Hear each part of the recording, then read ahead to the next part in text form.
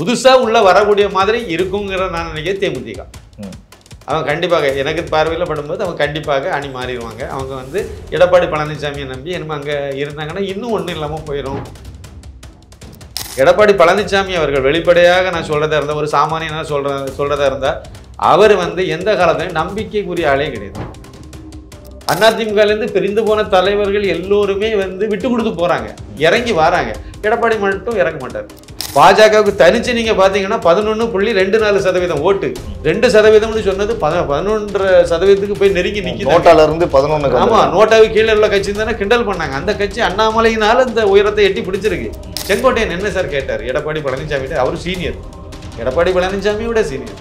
76 எம்ஜிஆர் கட்சி ஆரம்பிச்சதுல இருந்து முதல்ல MLA. One of the CM candidate கூட சசிகலா அவர்கள் உள்ள போறப்ப இவங்க தான் முதல்ல கேண்டிடேட். நம்ம பிரிஞ்சு போன தலைவர்கள்லாம் ஒன்று சேர்த்து கட்சியை பலப்படுத்தணும்னு தானே சொன்ன. நல்லது தானே, இது நல்ல யோசனை தானே. அவர் ஒன்று அவரை புறக்கணிச்சு அப்படியே கொண்டு ஓரமாக வச்சு உட்கார வச்சு எந்த நிகழ்ச்சியும் கூட விடாதுன்னு சொல்லி ஒதுக்கி வச்சிங்கன்னா கொந்தளிக்க தானே செய்வார். நிச்சயமா வரக்கூடிய தேர்தலில் கண்டிப்பா அண்ணாமலை தலைமையிலான அணி தான் கண்டிப்பா அதிகமான இடங்களை வெற்றி பெறக்கூடிய அளவுக்கு வாய்ப்பு இருக்கு. அந்த அணி தான் ஆட்சியை பிடிக்குங்கிறத. விஜயை பத்தி கேட்கும்போது அவருக்கு வந்து கமலஹாசனுடைய வழி தான் அவருக்கும் கடைசியில் அப்படின்னு. தமிழ்நாட்டில் என்ன மாதிரி வச்சிருக்கீங்க? மெட்ரிகுலேஷன் ஒன்று இருக்கு, ஆங்கிலோ இந்தியன் ஒன்று இருக்கு. அப்புறம் அரசாங்க பள்ளிக்கூடத்தில் படிக்கிற பிள்ளைகளுக்கு வந்து சமச்சீர் கல்வின்னு சொல்லி ஒரு விளங்காத கல்வியை கொடுத்துருங்க. ஹோட்டல் நடத்துறீங்க, இந்திக்காரனை வச்சு தான் வேலை செய்கிறீங்க. இல்லை பில்டிங் கட்டுறீங்க, இந்திக்காரனை வச்சு தான் சித்தாள் வேலையை கொடுக்குறீங்க. பெயிண்ட் அடிக்கிறதுலேருந்து எல்லாம் பிளம்பிங் வேலை வரைக்கும் அவன் தான் பண்ணிட்டு இருக்கான். விவசாய கூலி தொழிலாகவே அவன் வந்துட்டான். நம்ம ஆளெல்லாம் குளிச்சுக்கிட்டு அங்கே கிடக்கிறான் தெரு சாக்கடை பக்கத்தில். இவங்க வந்து வேலை செய்கிறாங்க. அவங்கள்ட்ட வேலை வாங்கணும்னா நீங்கள் ஹிந்தி படிச்சு தான் ஆகணும். கருணாநிதியுடைய பேத்தி, இன்றைய முதலமைச்சருடைய மகள் செந்தாமரை நடத்தக்கூடிய சன்ஷைன் பள்ளிக்கூடத்தில் ஏன் அந்த கல்வி திட்டத்தை நடைமுறைப்படுத்தலை? பிரிண்ட் மீடியா கையில் இருக்குது, விஷுவல் மீடியா கையில் இருக்குது, சோசியல் மீடியா அவங்க கட்டுப்பாடில் இல்லை. அது இஷ்டத்துக்கு போகுது, அது சுதந்திரமாக இருக்குது. சோசியல் மீடியா மட்டும்தான் இப்போ வந்து சுதந்திரமாக இருக்குது. யூடியூப் சேனல்கள் அவ்வளவு தான் சுதந்திரமாக இருக்குது. நீங்கள் ஆதரித்து எழுதலாம், எதிர்த்து விமர்சனம் பண்ணலாம், எது வேணா பண்ணலாம். ஆனால் சுதந்திரமாக பண்ண முடியுது. அதில் கூட பேசுகிறவங்களெல்லாம் இப்போ கைது செய்கிறது அதெல்லாம் ஒரு பக்கம். ஆமாம், கருத்து சுதந்திரம் அப்படி தான் இருக்கும் இவங்க ஆட்சியில். சாதாரணமாக ஒரு கேள்வி கேட்குறேங்க. 3 பொண்டாட்டி கட்டினா தப்பு கிடையாது, 3 மொழி பேசுனா படித்தா தப்பா? கனிமொழிக்கு மகன் எங்கே படிக்கிறாரு சொல்லுங்க? சிங்கப்பூரில் இருக்குது, படிக்கிறார். இந்திய சிட்டிசனே கிடையாது, இந்திய குடியுரிமையே கிடையாது, கணவனுக்கும் கிடையாது, மகனுக்கும் கிடையாது. இந்த அம்மா வந்து ஊருக்கு உபதேசம் பண்ணிட்டாலே. ஆந்திரா பார்டரில் நீங்கள் தெலுங்கு படிக்கலாம், கர்நாடக பார்டர்ல நீங்க கன்னடம் படிக்கலாம். இது நடைமுறையில் ஏற்கனவே இருக்கு. அரசு பள்ளியில் இருக்காங்க, அரசு பள்ளிக்கூடத்துல இருக்கு. உருதுங்கிறது கூட மேபி அரசு நிதியுதவி பெறும் பள்ளியில் இல்லை, அரசாங்க பள்ளியிலே நேரடி அரசாங்க பள்ளிக்கூடத்திலே உருது டீச்சரே இருக்காங்க.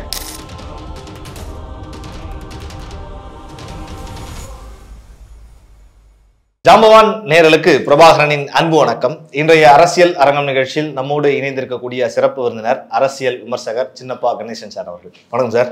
வணக்கம் வணக்கம் வணக்கம். ஜாம்பவான் நேயர்களுக்கு எனது பணிவான வணக்கம். ரொம்ப மகிழ்ச்சி சார், முதல் முறையா நம்ம சேனல்ல நீங்க பேசுறீங்க. நிறைய சேனல்ல பேசியிருந்தாலும் எங்களுடைய அழைப்பை ஏற்று வந்ததுக்கு முதல்ல என்னுடைய நன்றி சார்.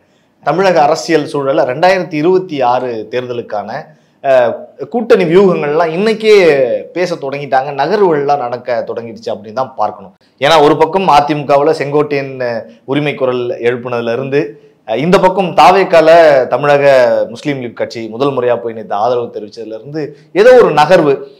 ஒரு பக்கம் வந்து மும்மொழி கொள்கைக்கு எதிராக திமுகவினுடைய கூட்டணி கட்சிகள்லாம் நேற்று ஆர்ப்பாட்டம் நடத்தி இருக்கிறார்கள். அதெல்லாம் பார்க்குறப்ப அந்த கூட்டணி குறித்தான நகர்வுகளாக தான் நம்ம பார்க்கிறது. ஆனால் பாஜக இன்னும் அப்படியே இருக்கிறது. இன்னும் அங்க என்ன நடக்குது அப்படின்னு வெளியே தெரியல. என்ன நடக்குதுன்னா பாஜகவில் வந்து பொறுத்த வரைக்கும் அந்த கூட்டணி சம்பந்தமா பேசும்போது வந்து என்னுடைய பார்வை என்ன அப்படின்னா, 2024 பாராளுமன்ற தேர்தலின் போது ஒரு கூட்டணி அமைச்சாங்க. அந்த கூட்டணியில் பாமக அதில் இருந்துச்சு, அப்புறம் டிடிவி தினகரன் அவர்களுடைய அம்மா மக்கள் முன்னேற்ற கழகம் அது இருந்துச்சு, ஓ பன்னீர்செல்வம் அவர்களுடைய அந்த அணி அவங்க கூட இருந்துச்சு, ஜான் பாண்டியன் இருந்தார், அப்புறம் வந்து ஜி.கே. வாசன் அவங்க எல்லாம் இருந்தாங்க. இந்த அணி வந்து அன்னைக்கு ஆரம்பிக்கும் போதே அவங்க என்ன மாதிரியான பேசினதாக எனக்கு புரியுது அப்படின்னா, நம்ம அடுத்த சட்டமன்ற தேர்தலையும் இந்த அணி அப்படியே தொடரணுங்கிறதுல அவங்க உறுதியான ஒரு முடிவை அப்பவே எடுத்துட்டாங்க. எடுத்தனால தான் அதுக்கு பிறகு இந்த கூட்டணிங்கிறது இந்த எலெக்ஷனுக்கு வேண்டி வச்சோம். அதுக்கு பிறகு இப்போ கூட்டணியில் இல்லைன்னு யாருமே சொல்லலை, அறிவிக்கவும் இல்லை. ஆனால் இன்னொரு வார்த்தையை எல்லாருமே சொல்லுவாங்க. அது அன்புமணி டாக்டர் அன்புமணி ராமதாஸ் பேசும்போதும் சொல்லுவார், 2026 கூட்டணி மந்திரி சபை தான் தமிழ்நாட்டில் இருக்கும் அப்படிங்கிறத சொல்லுவாங்க. கூட்டணி ஆட்சி தான் இருக்குங்கிறத அவரும் சொல்லியிருப்பாரு. அது அந்த 2024 பாராளுமன்ற தேர்தலே அதை சொல்லியிருப்பாங்க. அதே வார்த்தையை தான் அண்ணாமலையும் சொல்லியிருப்பாரு. இவர் டிடிவி தினகரன் சொல்லியிருப்பாரு. இவங்க எல்லாருமே அந்த கூட்டணி சம்பந்தப்பட்டவங்களை பாருங்க, நல்லா அனலைஸ் பண்ணீங்கன்னா இவங்க எல்லாம் அந்த வார்த்தையை பயன்படுத்திட்டே வருவாங்க. அப்பவே வந்து அவங்க முடிவு செய்துட்டாங்க, புதுசா உள்ள வரக்கூடிய மாதிரி இருக்குங்கிற நான் நினைக்கிறேன். தேமுதிக அவங்க கண்டிப்பாக எனக்கு பார்வையில் படும்போது அவங்க கண்டிப்பாக அணி மாறிடுவாங்க. அவங்க வந்து எடப்பாடி பழனிசாமியை நம்பி என்ன அங்கே இருந்தாங்கன்னா இன்னும் ஒன்றும் இல்லாமல் போயிடும். இல்லை, ராஜ்யசபா அவருடைய பையனுக்கு கொடுக்கறது அது வந்து அவங்க அதில் போட்ட ஒப்பந்தம். ஓகே, 2024 பாராளுமன்ற தேர்தலின் போது அந்த கூட்டணியில் இருக்கணும் அப்படின்னா அவங்க வந்து ஒரு ராஜ்யசபா எம்பி எதிர்பார்த்தாங்க. அதை அவங்க தாரேன்னு சொல்லியிருக்காங்க, ஒப்பந்தத்தை ஒத்துக்கிட்டாங்க. இப்போ வந்து கொடுக்கறதுக்கு விருப்பம் இல்லாமல் இருக்காரு எடப்பாடி பழனிசாமி. அங்கேயும் ஒரு சின்ன நெருக்கடி இருக்கு உள்ளாலையும். அதிமுகவுக்கு மொத்தம் வந்து 66 எம்எல்ஏக்கள் உண்டு. அதில் 62 தான் எடப்பாடி பழனிசாமி கூட இருக்காங்க. அந்த 62ல் நீங்கள் கால்குலேட் பண்ணீங்க அப்படின்னா இப்போ வரக்கூடிய ராஜ்யசபா தேர்தலில் வந்து மொத்தம் 6 இடம் காலியாகும் தமிழ்நாட்டில். 6க்கு வந்து இவங்களுக்கு வந்து 62 கால்குலேட் பண்ணீங்கன்னா ஒரு எம்பி தான் கிடைக்கும். ஓகே, ஆனால் அந்த ஓபிஎஸ் எல்லாம் சேர்ந்து வந்தாங்கன்னா 2 பேருக்கு பலம் கிடைச்சிரும். அப்போ 2 பேருக்கு நெருங்கி வந்துடும். அது இல்லை அப்படின்னா ஒரு பாமக இல்லைன்னா பாஜக இவங்க ஆதரிக்கணும். இவங்க உங்கள் அணிலே இல்லை, அப்போ இவங்க ஆதரிக்கிறதுக்கு வாய்ப்பு இல்லை. அப்போ ஒன்று அவங்க ஒரு இதை உறுதியாக கிடைக்கக்கூடிய சீட்டை வந்து இவருக்கு தேமுதிக கொடுத்துட்டு அப்புறம் வந்து உறுதியற்ற நிலைமையில் இருக்கக்கூடியதுக்கு வந்து யாராவது போட்டி இவங்க விட்டாங்கன்னா அது கிராஸ் ஓட் பண்ணலாம். அதில் ஒன்று ஆப்ஷன் இருக்குது, நீங்கள் யாரும் வேணாலும் ஓட்டு போட்டு போகலாம். அவங்க உள்ள சிக்கல் இருக்குது. அப்போ திமுக தரப்புல இருந்து யாராவது ஒரு ஆளை விட்டு அந்த சீட்டை அவங்க அடிச்சுட்டு போயிட்டாங்கன்னா என்ன பண்ணுவீங்க? இல்லை அப்படின்னா நீங்கள் வந்து தேமுதிக இந்த பாமக கூட போய் பேச்சுவார்த்தை நடத்தணும், இல்லை பாஜக கூட பேச்சுவார்த்தை நடத்தணும். அப்படி பேச்சுவார்த்தை நடத்தினா அது அடுத்த சட்டமன்ற தேர்தலுக்கான கூட்டணி ஆயிரும். அது இப்போ அதை ஒத்துக்கிட்டு வந்தாங்கன்னா அது கூட்டணி ஆயிரும். அப்போ அது ஒரு எடப்பாடி பழனிசாமி அது ஒரு தர்ம சங்கடமான நிலைமையில இருக்கு. எனக்கு பார்வையில் எடப்பாடி பழனிசாமி அவர்கள் வெளிப்படையாக நான் சொல்றதா இருந்தா, ஒரு சாமானியனா சொல்றதா இருந்தா, அவர் வந்து எந்த காலத்திலையும் நம்பிக்கைக்குரிய ஆளே கிடையாது. சொன்னதை செய்ய மாட்டார். அது பன்னீர்செல்வத்துக்கு சொன்னதாக இருந்தாலும் சரி தான், திருமதி சசிகலாவுக்கு சொன்னதாக இருந்தாலும் சரி தான். அவங்க தானே முதலமைச்சர் நாற்காலியை விட்டு கொடுத்தாங்க. அவங்ககிட்ட நம்பிக்கை இல்லை. பன்னீர்செல்வம் 4 வருஷம் முதலமைச்சராக நீடிக்கிறதுக்கே காரணம் அவர் தான். அவருக்கும் நீங்கள் துரோகம் தான் பண்ணீங்க. இந்த 2 பேரையும் ஒருங்கிணைஞ்சு இதாக போங்க. எம்ஜிஆர் உருவாக்கின ஒரு கட்சி, இந்த கட்சியை உடைக்க வேண்டாம், நீங்கள் 2 பேரும் சமாதானமாக போங்கன்னு பேச்சுவார்த்தை நடத்தினதே பிரதமர் நரேந்திர மோடியும் அமித்ஷாவும் தான். அவங்களுக்கும் இவர் நம்பிக்கை இல்லை. அவர் பன்னீர்செல்வம் நம்பிக்கையே தான் இருக்காரு. இன்ன வரைக்கும் நம்பிக்கை. ஆமா, நம்பிக்கை தான் இருக்காரு. அது ஒரு விசுவாசமா தான் அவரு இருக்காரு. இவரு நம்பிக்கை துரோகம் தானே பண்ணிட்டே போறாரு. அந்த இப்ப வந்து கிழக்கு சட்டமன்ற தொகுதி இடைத்தேர்தல் இதுக்கு முன்னாடி நடந்தாரு, இவிகேசி இளங்கோவன் போட்டிட்டாரு. அப்ப அதிமுகவும் போட்டிட்டுச்சு. அவன் வந்து ஓபிஎஸ் அவர் இறங்குனாரு களத்துல. இறங்கும்போது ரெட்டையில சின்னம் கிடைக்காது. அவர் கையெழுத்து போட்டாதான் அவர் தான் ஒருங்கிணைப்பாளர். அப்ப அவர் கையெழுத்து போட்டாதான் எடப்பாடி பழனிசாமி நிப்பாட்டின ஆளுக்கு சின்னமே கிடைக்கும். அப்ப அதை வந்து பேச்சுவார்த்தை நடத்தினார். எப்படி பேசினாரு? நேரடியாக அவர் பேசல, அது அண்ணாமலை மூலமா பேசினார். அண்ணாமலைட்ட தான் எடப்பாடி பழனிசாமி சொல்லி, எடப்பாடி பழனிசாமி வந்து சொன்னதை கேட்டுட்டு அண்ணாமலை வந்து சரி ஓகே நான் சரி பண்ணுவோம்னு சொல்லி அவர் தான் வந்து அவரை காம்ப்ரமைஸ் பண்ணார். பன்னீர்செல்வம் அதுக்கு பிறகு எல்லாரும் ஒன்று சேர்ந்துருவாங்க, ஒன்று சேர்ந்துடலாங்கிற ஒரு நப்பாசையில் அவர் ஒரு நல்ல எண்ணத்துல அண்ணாமலை செய்தாரு. இவர் என்ன பண்ணாரு? சின்னத்தை வாங்கினாரு, அதோட கலத்தி விட்டார். தேர்தலில் அந்த பரப்புரையில் வந்து ஒரே ஸ்டேஜில் கூட அண்ணாமலையை கூட ஏற்றலை, அண்ணாமலையை கூட மேடையில் ஏற்றலை. அதே மாதிரி அந்த இதில் நீங்கள் நல்லா யோசித்து பாருங்க, திருப்பி பாருங்க, நினைவுபடுத்துங்க. டிடிவி தினகரன் வேட்பாளர் நிப்பாட்டிட்டார் அந்த தேர்தல். அப்புறம் அவரை வாபஸ் வாங்க வச்சாரு, அண்ணாமலை சொல்லி அவரும் ஒத்துக்கிட்டாங்க. அப்போ அவங்க அதிமுகலேருந்து பிரிந்து போன தலைவர்கள் எல்லோருமே வந்து விட்டு கொடுத்து போறாங்க, இறங்கி வராங்க. எடப்பாடி மட்டும் இறங்க மாட்டார். அவர் நான் அப்படிதான் இருப்பேன், யாருக்கும் நல்லதும் செய்யலை. அப்படி இருக்கும்போது இவங்க தேமுதிகவுக்கு மட்டும் அவர் என்னத்தான் நல்லது செய்வார்? சொன்ன வாக்குறுதியை நிறைவேற்றுவார்னு எப்படி எதிர்பார்க்க முடியும்? என்னுடைய பார்வையில் கண்டிப்பாக அந்த ஒரு சீட்டு கொடுக்க மாட்டாங்க. ஏன்னா கொடுத்தாலும் அதிமுகவுக்கு உள்ளாலும் அது வீக்கு தான், அங்கேயும் இழப்பு தாங்க. அதுக்கு எப்போ நாங்கள் எல்லாம் இருக்கோம் அப்படின்னு அடுத்து கேள்வி கேட்பாங்க. அந்த ஒரு சீட்டை நீங்கள் யாரு கொடுத்தாலும் பிரச்சனை, அது இன்னும் ஒரு பக்கம் இருக்கு. அப்படி ஒரு தர்ம சங்கடமான சூழ்நிலையில் இருக்காங்க. நம்ம வந்து சீட்டு ஒருவேளை அந்த இடத்த வந்து ராஜ்யசபாவினுடைய அந்த சீட்டை வந்து தேமுதிகவுக்கு விட்டு கொடுத்தா கூட பிரேமலதா விஜயகாந்த் அவர்கள் வந்து அதுக்கு பிறகு வந்து தொடர்ந்து இதில் இருப்பாங்கிறது உத்தரவாதம் கிடையாது. ஏன்னா அவங்க அந்த எலெக்ஷன் மட்டும்தான் அந்த உடன்பாடு, அதுக்கு உள்ள உடன்பாடு படி நடந்துச்சு. ஏன் அவங்க இருக்கிறதுக்கு வாய்ப்பு அதுலேயும் கம்மியாக தான் இருக்கும். ஏன் கம்மியா இருக்கும்னா இவரை நம்பி போய் புரோஜனம் இல்லைங்கிற மாதிரி ஆகுது இல்லை. எடப்பாடி பழனிசாமி அவர்களை நம்பி போனா ஏதாவது ஒரு வகையில் உங்களுக்கு ஒரு பயன் இருக்கணும்ல. கொஞ்சம் இடத்துல வெற்றி பெற்றா தானே நல்லா இருக்கும். அரசியலில் அப்படி தானே நீடிக்க முடியும். அப்போ அதுக்கு அங்கே வாய்ப்பே இல்லைங்கிற மாதிரி தான் இருக்கு. அவர் கூட நின்று அவரை நம்பி யார் வருவாங்க சொல்லுங்க? யார் இப்போ வந்திருக்காங்கன்னு பாருங்க. கடந்த தேர்தலையுமே நாடாளுமன்ற தேர்தலையுமே வரல. இவரு தான் வந்து விடுதலை சிறுத்தைகள் வரப்போகுதுன்னு சொல்லி இவங்களாம் பரப்பி விட்டாங்க. அவர் உடம்பு சரியில்லாமல் தொல் திருமாவளவன் வந்து விஜய் ஹாஸ்பிட்டலில் அட்மிட் ஆகிருந்தபோது இவரே வந்து ஃபோன் பண்ணி எல்லாம் விசாரிச்சாரு, எல்லாம் பண்ணாங்க. இதெல்லாம் வந்து உடனே கூட்டணி வரப்போகுதுங்கிற மாதிரி எல்லாரும் செய்தியை பரப்புனாங்க. விளைவு முடிவு என்னாச்சு? கிளைமேக்ஸ் வரல, வரமாட்டாங்க. உங்களை நம்பி வரணும்னு எஸ்டிபிஐ கட்சி வந்துச்சு. என்ன பிரயோஜனம்? அவங்க அந்த கட்சியில் உள்ளவங்களே வந்து திமுக போய் ஓட்டு போட்டுட்டாங்க. அவ்வளோதான் நடந்துச்சு. கோயம்புத்தூர்ல அப்படி தான் நடந்துச்சு. அது அதனால இவரை நம்பி அவங்க பணத்துக்கு வேண்டி வந்தாங்க, பணத்தை வாங்கிட்டு அவங்க போட்டு போயிட்டாங்க. இதுதான் என்னுடைய கருத்து இதில். அதனால திரு எடப்பாடி பழனிசாமி அவர்கள் பல இடங்களில் நான் சொன்ன ஒரு விஷயம்தான், அந்த அதிமுகவுக்கு ஒரு நல்லது செய்யணும்னு நினைச்சாருன்னா அந்த கட்சியிலிருந்து பிரிந்து போன தலைவர்கள் எல்லாம் மறுபடியும் ஒன்று சேர்க்கணும். கட்சியினுடைய ஓட்டு வங்கி, தமிழகத்தில் அதிகமான ஓட்டு வங்கி உள்ள கட்சி அதிமுக தான். அது சரிஞ்சு 20% கீழே போய் நிற்கிது. இப்போ 18% போயிட்டு அது கூட்டணியோட சேர்த்தா 20.6% போய் நிற்கிது. அது பாஜகவுக்கு ஒன்றுமே இல்லைன்னு சொன்னார்.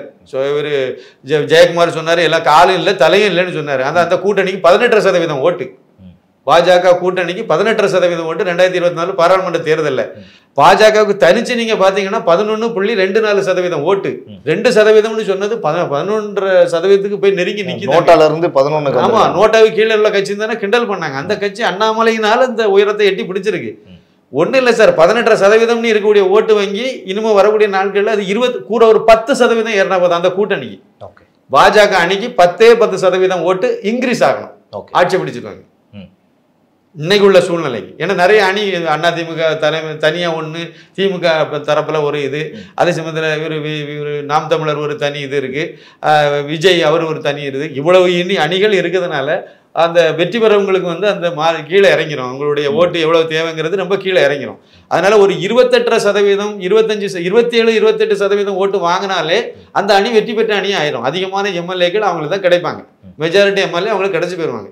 அதை விட முக்கியமானது திமுகவுக்கு என்ன நல்ல பேர் இருக்கு சொல்லுங்க? கடந்த இந்த 4 ஆண்டுகள் ஆட்சியில் நீங்க எடுத்து பார்த்தீங்கன்னா கெட்ட பேரை தான் அதிகமாக. இன்னைக்கு வரைக்கும் வந்து பாலியல் வந்து அதுக்கு எந்த முடிவும் உங்களால பண்ணவே முடியல, தடுக்கவே முடியல. ஒரே ஒரு இதான் பண்ணணும், பாலியல் இதெல்லாம் தடுக்கணும், நல்ல பேர் வரணும்னா ஒன்று தான் பண்ணணும். மதுவை சுத்தமாக நீங்கள் நிப்பாட்டணும், போதைப் பொருளை சுத்தமாக கட்டுப்படுத்தணும். ரெண்டுமே பண்ண மாட்டேங்கிறாங்களே. இலங்கைக்கு வேற இங்கேருந்து அனுப்பிட்டு இருக்காங்க, கடத்திட்டு இருக்காங்க. இதுக்கெல்லாம் இந்த நம்ம தமிழக காவல்துறை அந்த அதுக்கு செயலிழந்து போச்சுன்னு தான் சொல்லணும். அவங்கள செயல்பட விடாமல் தடுத்து முடக்கி போட்டுட்டாங்க. அதனால இந்த அளவு போயிட்டு இருக்கு. இது ஒரு உதாரணத்துக்கு நான் சொன்னேன்.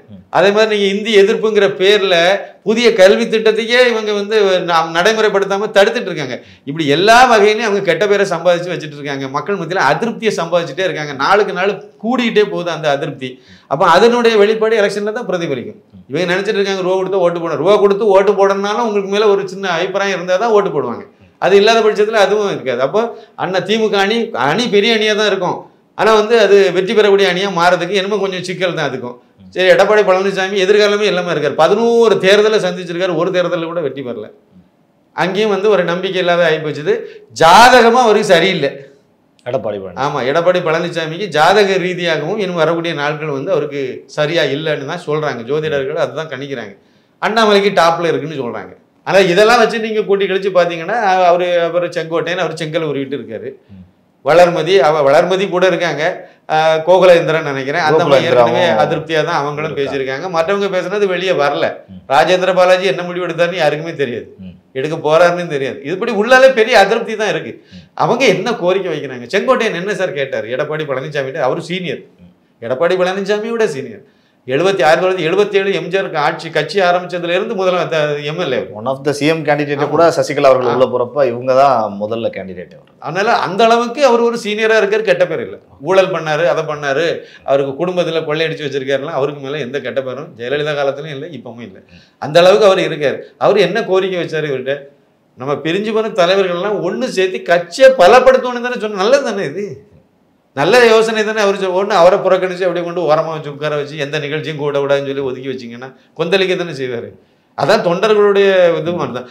இதே நிலைமையில அடுத்த எலெக்ஷனை சந்திச்சாங்கன்னா ஆனால் எடப்பாடி பழனிசாமி இன்னைக்கு இருக்கக்கூடிய சூழ்நிலை அப்படியே 2026 சட்டமன்ற தேர்தலை சந்தித்தால் கண்டிப்பாக அந்த கட்சியினுடைய ஓட்டு சதவீதம் 10-12க்குள்ளே போயிடும். அதிகபட்சமாக 12 வருமானே தெரியல, கீழே இறங்கிடும். கண்டிப்பா இறங்கிறேன். எல்லாம் அண்ணாமலையை பார்த்து போயிட்டே இருக்காங்க. பாஜகவினுடைய ஓட்டு எப்படி குடிச்சது? அண்ணாமலையினால வந்துச்சுன்னு நம்ம சொல்றோம். அது எங்க இருந்து வந்துச்சு? அதிமுகவுடைய ஓட்டு தான் அதிகமான ஓட்டு தான் அண்ணாமலை அதிகமான ஓட்டு அங்க வந்திருக்கு. எல்லா கட்சியிலேருந்து வந்திருக்கு. அதிகமான ஓட்டு இங்க இருந்தா போயிருக்காது. அது எல்லாத்துக்கும் புரியுது. இவங்க ஓட்டு எல்லா கட்சியும் இறங்கியிருக்கு சார். திமுக ஓட்டு வங்கி இறங்கி போச்சு. அவங்களே வந்து 26% வந்துட்டாங்க திமுக உடைய ஓட்டு. அப்படி ஆளுங்கட்சி கூட்டணி எல்லாம் சேர்ந்து ஏதோ ஒப்பேத்தி வந்தாங்கிறது உண்மைதான். அந்த ஓட்டு சதவீதத்தை பார்த்தீங்கன்னா கீழே இறங்கிட்டு பாஜக மட்டும்தானே மேலே எழும்பி வந்திருக்கு. நாம் தமிழரும் வந்திருக்கு. அதுக்கு வந்து விஜயனுடைய கைங்கரியம் இது. அவர் வந்து இந்த மைக்கு சின்னத்தெல்லாம் வச்சு எடுத்து பண்ணாரு. அந்த ரசிகர்களெல்லாம் ஓட்டு போட்டு அவருக்கு ஒரு 8.2% ஓட்டு அளவு கொண்டு வந்து அவருக்கு வந்து அங்கீகாரம்லாம் கிடைச்சது. அதெல்லாம் உண்மைதான். அது தனிப்பட்ட முறையில் பார்த்தீங்கன்னா அதுவும் கீழே தான் நிற்கும். இப்போ பாஜகவுக்கு மட்டும்தான் மேலே ஏறி வந்திருக்கு. அதுவும் 11.24%னா சாதாரண விஷயமே கிடையாது. அவ்வளோ ஈஸியெல்லாம் வராது. அந்த அளவுக்கு வந்திருக்கு. நிச்சயமாக வரக்கூடிய தேர்தலில் கண்டிப்பாக அண்ணாமலை தலைமையிலான அணி தான் கண்டிப்பாக அதிகமான இடங்களை வெற்றி பெறக்கூடிய அளவுக்கு வாய்ப்பு இருக்குது. அந்த அணி தான் ஆட்சியை பிடிக்குங்கிறது தான் என்னுடைய பார்வை இன்றைய சூழ்நிலையில். ஒருவேளை எடப்பாடி பழனிசாமி விட்டு கொடுத்து கட்சியை பலப்படுத்தி அது பாஜக அணியில் இருந்ததுன்னா திமுக சுத்தமாக வாஸ் அவுட் ஆயிடும். அதிமுகவும் அண்ணாமலையோட அணியில வந்தா அவங்க என்ன ஏற்கனவே இருந்த அணி தானே. அதனாலதான் நீங்க பாருங்க, ஏதோ ஒரு சின்ன விஷயம் வந்தா கூட ஸ்டாலின் வந்து அப்படியே பதறுவாரு. அது கள்ள கூட்டணி வச்சா என்ன, வைக்கட்டும், உங்களுக்கு என்ன, நீங்களே கூட்டணியில் இருந்திருக்கீங்க. நீங்களே அவ்வளவு கூட்டணி தான் வச்சிருக்கீங்க. எடப்பாடி பழனிசாமி போய் பாஜக கூட கூட்டணி என்னது தீண்டத்தகாத கட்சிகள் அது அப்படிலாம் ஒண்ணும் கிடையாது. பயப்படுறாங்களோ சேர்ந்துட கூடாதுங்கிறதுல அதுதான் பயப்படுறாங்க. அதாவது அது ஏதோ ஒரு ஒதுக்கப்பட்ட கட்சி, யாரும் தொடாத கட்சி மாதிரி பாஜக அப்படியும் சித்தரிக்க முடியல. அப்படின்னா பாமக மட்டும் எப்படி கூட இருக்கு அப்படின்னு சொல்ல முடியல. அவர் என்ன சொல்லுவாங்கன்னா, இது வந்து எடப்பாடி பழனிசாமி வந்து ஏதாவது ஒரு சந்தர்ப்பம் வந்து உடனே சொல்லுவாங்க, இது வந்து கள்ள கூட்டணி, திருட்டு கூட்டணி, இவங்க வந்து கள்ளக்காதல் அப்படி இப்படின்னு அந்த வார்த்தையை பயன்படுத்தி பதறுவாங்க. அப்படியே வந்தா இவங்களுக்கு கொல்லி வச்சு விடுவாங்கிறது வேற ஒன்றும் கிடையாது. எடப்பாடி பழனிசாமி இன்னைக்கு இருக்கிற சூழ்நிலையில போய் புரோஜனம் இல்லைன்னு தான் நான் சொல்லுவேன். ஒன்று சேருங்க, கட்சி நல்ல கட்சி தானே, இருந்துட்டு போட்டு ஏதோ புண்ணியவங்களை ஆரம்பிச்சு விட்டாங்களா, அது நல்ல கட்சியாக தானே போயிட்டு அது நல்ல விதமாக நடத்துங்கன்னு தான் நாம அப்படிதான் எதிர்பார்க்குறோம். ஆனால் அவரும் வந்து பண்ண மாட்டார். வந்தால் அது நல்லா தான் இருக்கும், ஆனால் அவர் பண்ண மாட்டார். ஆனால் இப்போ போகக்கூடிய வேகத்தில் அண்ணாமலை இன்னும் ஒரு வருஷம் தாண்டி போய் நிற்கும் போது அது எந்த உயரத்தை போய் எட்டி பிடிக்காருன்னு தெரியாது. ஏன்னா அவருக்கு வந்து ஜோதிட ரீதியாகவும் ஒரு கருத்து சொல்கிறேன். அவருக்கு வந்து இப்போ வந்து அஷ்டம சனி வந்து விலக போகுது 8 சனி. ஆனால் ஸ்டாலினுக்கு வந்து வரப்போகுது. அதையும் நீங்கள் கணக்கில் வச்சுருங்க. அது உடல்நிலையும் பாதிக்கும், எதிர்காலத்தையும் பாதிக்கும், நிறைய சிக்கல்களையும் உருவாக்கணும் ஜோதிடர்கள் சொல்கிறாங்க. எனக்கு நான் ஜோசியர் கிடையாது, சும்மா கேட்டுட்டு இருந்தேன். அவங்க அதே மாதிரி இவருக்கும் சரி கிடையாது. அதே மாதிரி விஜயை பற்றி கேட்கும்போது அவருக்கு வந்து கமலஹாசனுடைய வழி தான் அவருக்கும் கடைசியில் அப்படின்னாங்க. இந்த எலெக்ஷனோட முடிஞ்சிடும் அவருக்கு கதையே. எலெக்ஷன் வரைக்கும் அப்படியே போகும். எலெக்ஷன் நேற்றைக்கே முடிஞ்சு போச்சு சார். இந்திய எதிர்ப்புன்னு சொல்லிவிட்டு நீங்கள் ஒரு ஸ்கூல் நடத்துறதே வெளியே காணிக்கவே இல்லை. ஜோசப் விஜய் அதானே அதிகாரப்பூர்வமாக அவருக்கு பேர். அவரே வந்து அங்கே ஒரு இடத்த கொடுத்து அவங்க அப்பா பேரில் ஒரு ட்ரஸ்ட்டை வச்சு அதாவது விஜய் வித்யாசிரமம்னு ஒரு ஸ்கூலை நடத்தி அந்த ஸ்கூலில் தமிழே கிடையாது, தமிழில் பயிற்று மொழி கிடையாது, தமிழ் கட்டாயமும் கிடையாது. ஆனால் ஹிந்தி உண்டு, பிரெஞ்சு உண்டு, எல்லாம் வச்சு எல்லா மொழியும் இருக்கு. ஆமாம், எல்லா மொழியும் வச்சுட்டு நீங்கள் வந்து இந்திய எதிர்ப்பு, அது ஒன்றிய அரசு இந்தியை திணிக்க பார்க்குறது. விஜய் படித்ததும் தமிழ் வழி கல்வியை படிக்கலை. அவருக்கு பையன் தமிழே இல்லாத இதை தான் அவர் எடுத்து படிச்சிருக்காரு. அவர் படித்தது சென்னையில் தான் படிச்சிருக்காரு, ஸ்கூலிங் படித்தது சென்னையில் தான். ஆனால் அவர் வந்து தமிழை படிக்கலை, தமிழ் மொழியை எடுக்கலை, பிரெஞ்சு எடுத்திருக்காரு. அப்புறம் வந்து அதுக்கு மேல் படிப்பே இல்லை, வெளிநாடு. அப்போ விஜயும் படிக்கலை, விஜய்க்கு பையனும் படிக்கலை. ஆனால் நீங்கள் வந்து அரசாங்க பள்ளிக்கூடத்தில் படிக்க குழந்தை வந்து இன்னொரு 3வது மொழியை படிக்கக்கூடாதுன்னு சொன்னீங்கன்னா என்ன கிடையாது? ஆனால் இது கொள்கை ரீதியாக, இது பாஜகவினுடைய கொள்கை ரீதியாக விஜய் பண்ண விஷயங்கள் நம்ம விமர்சிக்கலாம். ஆனால் வாக்கு அரசியலுக்கு தமிழகத்தில் அதை எதிர்க்கிறவங்களுக்கு தானே வாக்கு அப்படிங்கிற சூழல் தானே இருக்கு. அதை ஒருவேளை சரியா பண்றாரோன்னு கேட்குறேன். அப்படி அவர் நினைக்கிறார். ஆனால் வந்து இது வந்து அண்ணாதுரை காலம் கிடையாது.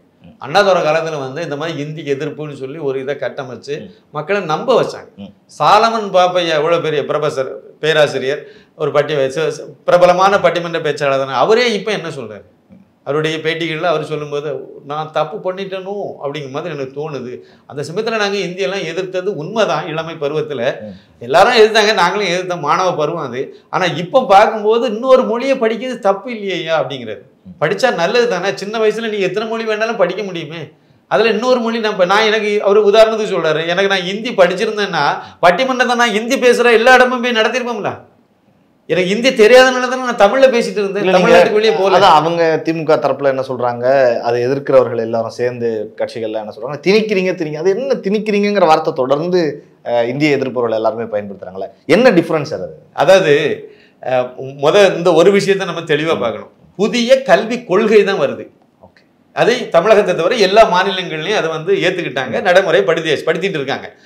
அது எது காங்கிரஸ் ஆளும் மாநிலம், மேற்கு வங்காளத்தில் மம்தா பானர்ஜி, கேரளாவில் கம்யூனிஸ்ட், இவங்க எல்லாமே ஏற்றுக்கிட்டாங்க. பாண்டிச்சேரிலையும் ஏற்றுக்கிட்டாங்க. அங்கே தமிழன் தானே இருக்கான் பாண்டிச்சேரியில், அவங்களாம் ஏற்றுக்கிட்டாங்க. அப்போ எல்லா இடமும் அது எந்த பிரச்சனையும் கிடையாது, ஏற்றுக்கிட்டாங்க. தமிழ்நாட்டில் 3வது மொழி தான் ஹிந்தின்னு சொல்லி கொடுக்கல, ஆப்ஷனல் தான் அது.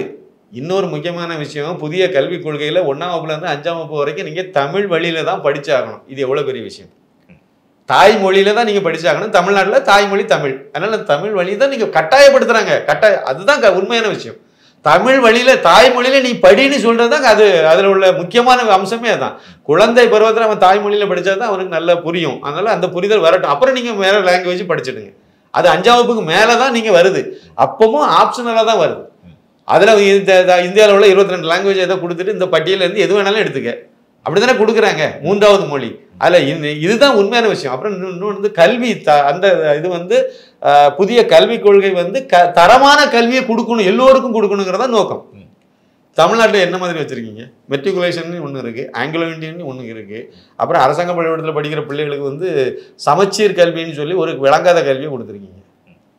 அரசாங்க பள்ளிக்கூடத்தில் உள்ள கல்வி தரமாக இருந்திருந்தா நம்ம வீட்டு பிள்ளைகளை எங்கே கொண்டு சேர்ப்போம்? அரசாங்க பள்ளியில் தான் சேர்ப்போம். நம்ம வீட்டு பிள்ளைகளை விடுங்க, பள்ளி கல்வித்துறை அமைச்சர் அன்பில் மகேஷ் பொய்யாமொழி, அவருக்கு பையனை ஏன் அரசாங்க பள்ளிக்கூடத்தை சேர்க்கல? அவன் எதிர்காலம் நல்லா இருக்காதுன்னு நினைக்கிறேன். அதானே உண்மை. அவங்க வீட்டு பிள்ளைய ஏன் அரசாங்க பள்ளிக்கூடத்தில் சேர்க்கல அப்படின்னா அது நல்ல எஜுகேஷன் இல்லை, அங்கே படித்தா பிள்ளைக்கு எதிர்காலம் பாதிப்புக்குள்ளாகும், அதனால நான் தனியார் பள்ளியில் கொண்டு சேர்ப்பேன். அதில் எந்த பள்ளிக்கூடத்தில் ரொம்ப தரமான கல்வி இருக்கோ அங்கே கொண்டு சேர்க்கணும்னு நினைக்கிறாங்க. அதனால் ஒரிஜினலாக பெற்றோராக அப்படி தான் யோசிப்பாங்க. காசு இல்லை, எனக்கு எந்த வருமானம் இல்லை, அப்பா குடிச்சிட்டு கிடக்கிறாரு அப்படின்னா என்ன கொண்டு போய் அங்கே சேர்ப்பாங்க. அதானே உண்மை. அப்படிதான் கொண்டு சேர்ப்பாங்க. அங்கே மொழி பிரச்சனை இல்லை, அது 2வது பட்சம். கல்வி தரம், நீங்கள் புதிய கல்விக் கொள்கையில் சர்வதேச அளவுக்கு மாணவரை தயார்படுத்துகிற அளவுக்கு அந்த கல்வியை கொண்டு வந்திருக்காங்க. அப்போ நீங்கள் நடைமுறைப்படுத்தினா அந்த ஏழைப்பாளைகள் முன்னேறி வந்துடுவாங்க. இன்னொன்று சார், புதிய கல்விக் கொள்கையை நீங்கள் அமல்படுத்திட்டீங்க அப்படின்னா அவ்வளவு தனியார் பள்ளிக்கூடங்களையும் இழுத்து மூட வேண்டியது இருக்கும். புதிய கல்விக் கொள்கை தனியார் பள்ளிக்கூடத்துலையும் அதே கல்வி தான் இருக்கும், அரசாங்க பள்ளிக்கூடத்துலையும் அதே கல்வி தான் இருக்கும். இப்போ நீங்கள் தமிழ் பள்ளிக்கூடத்தில் கொண்டு போய் சேர்த்தீங்க அப்படின்னா அங்கே ஹிந்தி கிடையாது. ஆனால் நீங்கள் விஜய் வித்யாசரத்தில் கொண்டு போய் சேர்த்தீங்க, இல்லைன்னா சன்ஷைனில் கொண்டு போய் சேர்த்தீங்கன்னா அங்கே ஹிந்தி இருக்கும், பிரெஞ்சும் இருக்கும். அப்போ அதெல்லாம் சொல்லிக் கொடுப்பாங்கிறத எனக்கு குழந்தைக்கு நல்லதுன்னு சொல்லி தானே நான் பிள்ளை அங்கோடு சேர்க்கணும்னு நினைக்கிறேன். நான் சேர்க்கணும்னு நினைக்கிறவங்க அப்படியே எதிர்பார்த்தேன்னா இந்த ஸ்கூலில் சேர்த்தா அவங்க இன்னும் 2 லாங்குவேஜை படிச்சுக்குவாங்க, நல்லது அவங்க சொல்லி தானே இருப்பாங்க. இன்னொரு விஷயம் கேட்குறேன், ரொம்ப சாதாரண எளிய இதில் தான் நான் கேட்குறேன். இப்போ ஒரு இதுக்கு ஹிந்தி படிக்கையில் என்ன தப்பு இருக்குன்னு நினைக்கிறீங்க? இவங்க என்ன சொல்லிட்டு இருக்காங்க, நான் என்ன அங்கே பானிபூரி விற்கிறவங்க பல தொழில் செய்கிறவங்க வட இந்தியாவில் அங்கே போகலை, அதனால் நான் எதுக்கு நான் ஹிந்தி படிக்கணும்னு கேட்குறீங்க? அவனை வச்சு வேலை வாங்கினா நீங்கள் இப்போ ஹிந்தி படித்து தானே ஆகணும். ஹோட்டல் நடத்துறீங்க, இந்திக்காரனை வச்சு தான் வேலை செய்கிறீங்க, இல்லை பில்டிங் கட்டுறீங்க, இந்திக்காரனை வச்சு தான் சித்தாள் வேலையை கொடுக்குறீங்க, பெயிண்ட் அடிக்கிறதுலேருந்து எல்லாம் பிளம்பிங் வேலை வரைக்கும் அவன் தான் பண்ணிட்டு இருக்கான். விவசாய கூலி தொழிலாகவே அவன் வந்துட்டான். நம்ம ஆளெல்லாம் குளிச்சுக்கிட்டு அங்கே கிடக்கிறான் தெரு சாக்கடை பக்கத்தில். இவங்க வேலை செய்கிறாங்க, அவங்கள்ட்ட வேலை வாங்கணும்னா நீங்கள் ஹிந்தி படிச்சு தான் ஆகணும். இல்லை அதான் தேவனை கற்றுக்கிறேன்னு ஒரு வார்த்தை ஒன்று. அதே மாதிரி தேவை அப்படின்னா சரி சார், உங்கள் பையனுக்கும் இன்பன் உதயநிதிக்கும் தேவைன்னா கற்றுக்கலாம்ல, எதுக்கு நீங்கள் தமிழ் வழி பள்ளிக்கூடத்தை இல்லாமல் கொண்டு போய் சேர்த்தீங்க? உதயநிதி எங்கே சார் படித்தார்? உதயநிதி எங்கே படித்தார்? Don Bosco. தயாநிதி எங்கே படித்தார்? Don Bosco. இன்னொரு விஷயம் சொல்கிறேன், தயாநிதி மாறனுக்கு மத்திய அமைச்சர் பதவி கொடுத்தாங்கல்ல கருணாநிதி, அவருக்கு தந்தை மறைஞ்சது, முரசொலி மாற மறைவை ஒட்டி அதுக்கு பிறகு மத்திய அமைச்சர் பதவிக்கு வரும்போது திமுகவில் உள்ள ஒரு அமைச்சராக, திமுகவில் எந்த பொறுப்பும் இல்லாத ஆள் தயாநிதி மாறன் அன்னைக்கு. கருணாநிதி அவருக்கு மத்திய அமைச்சர் பதவியை கொடுத்து விட்டார். பத்திரிகையாளர்லாம் ஒரு கேள்வி கேட்டாங்க, ஏங்க நிறைய சீனியர் இருக்காங்க, கட்சியில் பெரிய நிர்வாகிகள்லாம் நிறைய பேர் இருக்காங்க, அவங்கெல்லாம் இல்லாமல் நீங்கள் எதுக்கு தயாநிதி மாறனை கொண்டு போய் நீங்கள் மத்திய அமைச்சர் ஆக்குறீங்கன்னு கேட்கும்போது அவர் சொன்ன வார்த்தை என்ன தெரியுமா? அவருக்கு ஹிந்தி தெரியும்னு சொன்னார். என்ன செய்ய போறீங்க? எந்த காலகட்டத்தில் அவர் பிறந்தார்? நீங்கள் தயாநிதி மாறனுடைய வயசை நீங்கள் எடுத்து பார்த்தீங்கன்னா ஒரு 57-58 வயசு இருக்குமா? அந்த ரேஞ்சில் தான் அவருக்கு 60க்கு உள்ள 60 வச்சுடுங்களா. இன்னையிலேருந்து 60 வருஷத்துக்கு முன்னாடி பார்த்தீங்கன்னா அது இந்தி எதிர்ப்பு போராட்டம் உச்சகட்டத்தில் இருந்த காலம். அப்போ 1960 அவரே சொல்றாரு, அவர் வாய்னால சொன்ன வார்த்தை. அவர் ஹிந்தி தெரியும், அதனால அவர் மத்திய அமைச்சர் ஆகியிருக்கேன்னு சொன்னார். இதுக்கு என்ன செய்ய போறீங்க? ஆனா அவர் பிறந்த காலகட்டம் எது? அதாவது இந்தி எதிர்ப்பு போராட்டம் உச்சகட்டத்தில் இருந்தது 1967க்கு அந்த காலகட்டம். அப்ப அந்த உச்சகட்டத்தில் இருந்த நேரத்துல உங்க வீட்டு பிள்ளைகளுக்கெல்லாம் ஹிந்தி படிக்க வச்சிருக்கீங்களா? இன்னைக்கு வரைக்கும் படிக்க வைக்கிறீங்களா சார்? சமச்சீர் கல்வி திட்டத்தை கொண்டு வந்தது யார் சார்? கருணாநிதி தானே. 2006 2011 வரைக்கும் திமுக ஆட்சியில் இருந்தபோது 2006 தேர்தல் வாக்குறுதியில் கொடுத்தது உண்மை. திமுக தேர்தல் வாக்குறுதியில் நாங்கள் ஆட்சிக்கு வந்தாலும் சமச்சீர் கல்வி திட்டத்தை நடைமுறைப்படுத்துவோம். 4 கல்வி திட்டம் இருந்து தமிழ்நாட்டில், அந்த 4 எல்லாத்தையும் மாற்றிட்டு எல்லாம் சமச்சீராக ஒரே இதாக கொண்டு வருவோம்னு சொன்னாங்க. சொல்லிட்டு அரசாங்க பள்ளிக்கூடத்தில் மட்டும் நடைமுறைப்படுத்தினாங்க. எப்போ அவங்க நடைமுறைப்படுத்தினாங்க? நோக்கம் கரெக்டு, எல்லாம் சீரான கல்வி, எல்லாத்துக்கும் ஒரே மாதிரியான கல்வி கிடைக்கணும்னு நினைச்சது தப்பு கிடையாது, கரெக்டானது தான். ஆனால் அந்த தரமான கல்வியை அந்த திட்டம் உருவாக்கலை. 4 வருஷமா போட்டு இழுத்து 4வது வருஷம் லாஸ்ட் முடியும் போது நடைமுறைப்படுத்தி விட்டாங்க. ஜெயலலிதா அடுத்து முதலமைச்சர் ஆனாங்க 2011. அவங்களால அந்த கல்வி திட்டத்தை நடைமுறைப்படுத்தி தான் ஆகணுங்கிற நிர்பந்தம். புக்கெல்லாம் டெக்ஸ்ட் புக்கெல்லாம் பிரிண்ட் பண்ணி வச்சு எல்லாம் பண்ணி முடிச்சாச்சு. அவங்க இம்ப்ளிமெண்ட் பண்ணிட்டு போயிட்டாங்க. நீங்க இப்போ வந்த உடனே தூக்கி விட முடியாது, ஏன்னா ஸ்கூல் ஆரம்பிக்குது. அப்போ நீங்க அதை நடைமுறைப்படுத்தி தான் ஆகணும். அதுக்கு பிறகு தான் நீங்க மாற்றம் வேணா பண்ண முடியும். அந்த மாதிரி ஒரு நெருக்கடியில் வந்தோடனே அந்த அம்மா அதை அவங்களும் அதை கண்டினியூ பண்ணாங்க. அந்த கல்வி திட்டத்தை ஏன் கருணாநிதியுடைய பேத்தி, இன்றைய முதலமைச்சருடைய மகள் செந்தாமரை நடத்தக்கூடிய சன்ஷைன் பள்ளிக்கூடத்தில் ஏன் அந்த கல்வி திட்டத்தை நடைமுறைப்படுத்தலை? வீராசாமியுடைய ஆற்காடு வீராசாமியுடைய மகன் நடத்தக்கூடிய ஸ்கூல்ல அந்த கல்வி திட்டத்தை ஏன் நடைமுறைப்படுத்தலை? ஏவா வேலு நடத்துகிற பள்ளிகளில் அந்த சமச்சீர் கருணாநிதி கொண்டு வந்த, இல்லை ஸ்டாலினும் அன்னைக்கு துணை முதலமைச்சர் ஸ்டாலின் 2 பேரும் கொண்டு வந்த கல்வி திட்டத்தை இவங்க ஏன் நடைமுறைப்படுத்தலை? அந்த கல்வி திட்டத்தில் இவங்களுடைய குழந்தைகளை அன்பில் மகேஷ் பொய்யாமொழி அவருக்கு பையனை ஏன் படிக்க வைக்கல? ஏன்னா அது தரங்கட்ட கல்வி, அதை படிச்சா வழங்க மாட்டான், எதிர்காலம் அவனுக்கு இருக்காது. அதான நோக்கம். அப்போ ஏழைப்பாளைகளுடைய பிள்ளைகளும் முன்னேறணுங்கிறத அண்ணாமலை சொல்றாரு. உங்களுக்கு என்ன பிரச்சனை? சரி, இன்னொரு கேள்வி கேட்குறேன். சரி, இதை யாரு முடிவு பண்றது? அரசாங்க பள்ளிக்கூடத்தில் படிக்கிற மாணவிகள் மட்டும்தான் பாதிப்புக்குள்ளாகிறாங்க. அதுவும் 3வது ஒரு மொழி, அதுவும் ஆப்ஷனல் தான், கட்டாயம் கிடையாது அப்படின்னு சொல்லி தான் கொடுத்துருக்காங்க. ஆனால் நீங்கள் இந்தி திணிப்புங்கிற பேரை உருவாக்கி இந்தி திணிக்கிறாங்க மாதிரி நீங்களா கட்டமைச்சு. ஏன் சார் அது? குஜராத் இருக்கு, மராத்தி இருக்கு, இவங்க நேரா இந்த மாதிரியான விஷயங்கள் வரப்ப இந்தி மேலேயே போறதுக்கு என்ன காரணம்? அப்பத்துல இருந்து மக்களை ஏமாத்திரமே தான். அதான் சொன்னோம்ல, அண்ணாதுரை காலம்னு நினைச்சிட்டு பேசிட்டு இருக்காங்க. இது அண்ணாமலை காலங்கிறனால எடுத்து வெளியே வச்சு வேற மொழிகள் எல்லாம் விட்டுட்டு இந்தியை மட்டும் டார்கெட் பண்ற ரீசன் என்னன்னு கேட்கிறேன். குஜராத் சொல்ல பிரதமரே ஒரு பயம் சார், முக்கியமான ஒரு பயம் இங்கே எல்லாத்துக்குமே உண்டு. திருமாவளவனே ஒரு இடத்துல பேசியிருக்கும்போது இதை ஒரு இடத்துல கோட்டை விட்டுருப்பார், இந்த வாயை விட்டுருப்பார். இதில் ஒரு மேடையில் பேசும்போது ஒரு வாரம் இங்கே உள்ளலாம் ஹிந்தி தெரிஞ்சுன்னா அவ்வளோதான் அப்படிங்கிற மாதிரி சொல்லியிருப்பார். என்ன ரீசன் அப்படின்னா, முதல்ல இந்த புதிய கல்விக் கொள்கை இருக்குல்ல, அது வந்துச்சுன்னா அதில் என்ன ஏன் இவங்க எதுக்குறாங்க, அது நடைமுறைப்படுத்திட்டீங்கன்னா தனியார் பள்ளிக்கூடம்லாம் மூட வேண்டியது இருக்கும். முதல் பாயிண்ட் அங்கேயே முடிஞ்சு போச்சா? தனியார் பள்ளிக்கூடம்லாம் நடத்துறது யாரு? அதிகமான பேர் திமுக காரங்க. அப்போ அவங்க வியாபாரம் அங்கேயே அவுட் ஆகி போச்சுதா? அது முதல் பாயிண்ட். 2வது, நீங்கள் 3வது மொழி ஆப்ஷன் இங்கே அரசாங்க பள்ளிக்கூடத்தில் கொடுங்க, அவன் இந்தியை தான் செலக்ட் பண்ணுவான். கொடுத்தீங்க அப்படின்னா ஹிந்தி இருக்குது, மலையாளம் இருக்குது, எல்லாம். இப்போ வந்து கேரளா பார்டரில் இருக்க முடியும், மலையாளத்தையும் எடுக்கலாம். அவனுக்கு தாய்மொழி அது, அவனுக்கு மலையாளம் நல்லா தெரியும் அப்படின்னு கூட அவங்க மலையாளத்தை எடுக்கலாம். கர்நாடகா பார்டரில் இருக்கவன் கன்னடத்தை எடுக்கலாம், தாய்மொழி அவன் அந்த மொழியை அவன் சாய்ஸாக எடுக்கலாம். ஆனால் எது எடுத்தாலும் அங்கே ஒரு சிக்கல் இருக்குது. நேற்றுக்கு இந்த விஷயத்தை அண்ணாமலை ஒரு விழாவாரியெல்லாம் பாடம் நடத்தினார். நீங்கள் ஒரு சிக்கல் இருக்குது, அதை முடிவு பண்ண முடியாது முதலமைச்சர். இந்த பள்ளிக்கூடத்தில் 3வது மொழி நீங்கள் இந்த லாங்குவேஜ் எடுக்கணும் இவர் சொல்ல முடியாது. அந்த பள்ளிக்கூடத்தில் படிக்கிற குழந்தைகள் தான் முடிவு பண்ணணும். அந்த பள்ளிக்கூடத்தில் பாடம் எடுக்கிற ஆசிரியர் தான் முடிவு பண்ணணும். அந்த குழந்தையினுடைய பெற்றோர் தான் முடிவு பண்ணணும். கரெக்டான சாய்ஸ் தானே? அவங்க முடிவு பண்ணி அந்த ஸ்கூலில் எந்த மொழியை ஒரு ஆப்ஷனல் லாங்குவேஜை நம்ம தேர்வு செய்யலாம். அது பெரும்பாலும் அவங்க வந்து மலையாளத்தை எடுத்தால் மலையாளம் படிச்சுப்பாங்க, இல்லை உருது எடுத்தால் உருது படிப்பாங்க. அது அந்த ஏரியாவில் உள்ள பள்ளிக்கூடத்தில் உள்ள சூழ்நிலையை பொறுத்து அதை எடுத்துக்கலாம். இதில் உங்களுக்கு என்ன பிரச்சனை? ஓவராலாக எடுக்கும்போது ஹிந்தி படிச்சு விடுவாங்க, ஹிந்தி படித்தால் மோடி என்ன சொல்லாருன்னு உங்களுக்கு தெரிஞ்சு போயிரும்ல. இவங்க எவ்வளோ கோமாளித்தனம் பண்ணுறாங்க, எவ்வளோ எத்துவழித்தனம் பண்ணுறாங்கன்னு அங்கே பேச டிரான்ஸ்லேட் பண்ணி சொல்ல வேண்டியது இல்லைல்ல. இப்போ நீங்கள் வந்து ஒரு பெரிய திரை போட்டு மறைச்சி வச்சுருக்கீங்களா? எல்லா மீடியாவும் கையில் வச்சுக்கிட்டீங்க. பிரிண்ட் மீடியா கையில் இருக்குது, விஷுவல் மீடியா கையில் இருக்குது. சோசியல் மீடியா உங்கள் கட்டுப்பாடில் இல்லை. அது இஷ்டத்துக்கு போகுது, அது சுதந்திரமாக இருக்குது. சோசியல் மீடியா மட்டும்தான் இப்போ வந்து சுதந்திரமாக இருக்குது. யூடியூப் சேனல்கள் அவ்வளவுதான் சுதந்திரமாக இருக்குது. நீங்கள் ஆதரிச்சு எழுதலாம், எதிர்த்து விமர்சனம் பண்ணலாம், எது வேணா பண்ணலாம். ஆனால் சுதந்திரமாக பண்ண முடியுது. அதில் கூட பேசுகிறவங்களெல்லாம் இப்போ கைது செய்கிறது அதெல்லாம் ஒரு பக்கம் நடந்துக்கிட்டு. ஆமாம், கருத்து சுதந்திரம் அப்படி தான் இருக்கும் இவங்க ஆட்சியில். ஆனாலும் கூட அது வந்து ஓரளவுக்கு அதை தாண்டி போயிட்டு இருக்காது. ஆனால் நீங்கள் மெயின் ஸ்ட்ரீம் மீடியாவை பாருங்கள், முழுக்க அதில் திணிக்கிற வேலையை தானே பார்க்குறாங்க. இப்படி பண்ணிட்டு இருக்கனால ஹிந்தி தெரிஞ்சா மக்களுக்கு உண்மை தெரிஞ்சு போயிடும். உண்மை தெரிஞ்சுன்னா இவங்க வண்டி ஓடாது. இவங்க வந்து படித்து நீங்கள் நல்லா முன்னேறணுங்கிறத விட குடிச்சு நாசமாக பண்ணுங்கிறது தானே உறுதியாக இருக்காங்க. நான் ஒரு சாதாரணமாக ஒரு கேள்வி கேட்குறேன். 3 பொண்டாட்டி கட்டினா தப்பு கிடையாது, 3 மொழி பேசுனா படித்தா தப்பா? 3 பொண்டாட்டி வச்சு கல்யாணம் பண்ணிக்கலாம், அது தப்பு கிடையாதான். ஆனால் 3 மொழியை படித்தா தப்புன்னு சொன்னால் இது எங்கே ஒரு கோளாறு இருக்குல்ல. கனிமொழி இதில் வந்து இன்னும் பேசுகிறது தர்மபத்தினி 3 மாப்பிள்ளையை வச்சுக்கிட்டா தப்பு கிடையாது. ஆனால் 3 மொழியை படித்தா தப்பு. கனிமொழிக்கு மகன் எங்கே படிக்கிறாரு சொல்லுங்கள்? சிங்கப்பூரில் இருக்குது படிக்கிறார். இந்திய சிட்டிசனே கிடையாது, இந்திய குடியுரிமையே கிடையாது, கணவனுக்கும் கிடையாது, மகனுக்கும் கிடையாது. இந்த அம்மா வந்து ஊருக்கு உபதேசம் பண்ணிட்டால. இது அது நம்ம இது தமிழ் தான் படிக்கணும். பையனை தமிழில் படிக்க வைக்க வேண்டியது தானே. இவ்வளோ தூரம் சொல்கிறீங்க, உங்களுக்கு சென்னையில் வீடு இருக்குது, தமிழகம் முழுக்க அங்கங்கேயே வீடு கட்டி வச்சுருக்காங்க, வீடு இருக்குது, எல்லா வசதியும் இருக்குது, தமிழில் படிக்க வச்சா என்ன உங்களுக்கு? ஏதாவது ஒரு பள்ளிக்கூடத்தில் படிக்க வைக்க வேண்டியது உங்கள் அரசாங்கம் தானே நடக்குது. உங்கள் அரசாங்க பள்ளிக்கூடத்தில் சேருங்க, நீங்கள் படிக்க வைக்க வேண்டியது தானே. அவ்வளவா எத்துவாளி தானே சீமா உட்பட. இப்போதான் நாம் தமிழ்னு சொல்லிட்டு வாய்க்கிலேயே பேசிட்டு அவருக்கு பையனை கொண்டு படிக்க வச்சிருக்காரு. அவரும் வந்து இந்தி பள்ளிக்கூடத்தில் தான் படிக்க வச்சிருக்காரு. அந்த கேள்வியை கேட்ட மட்டும் பப்ப தப்பு அப்படியே போறாரு. வெளிப்படையா பேசுங்க, எங்க படிச்சா என்ன அப்படின்னு கேட்கிறாரு. இல்ல நீங்க ஒரு 2ல ஏதாவது ஒரு பக்கம் நிக்கணும். ஒண்ணு ஹிந்தி படிச்சா உனக்கு என்னப்பா விருப்பப்பட்டா படிச்சுட்டு போறான் அவ்வளவுதானே சொல்லிட்டு போனீங்கன்னா ஒரு லாஜிக் இருக்கு.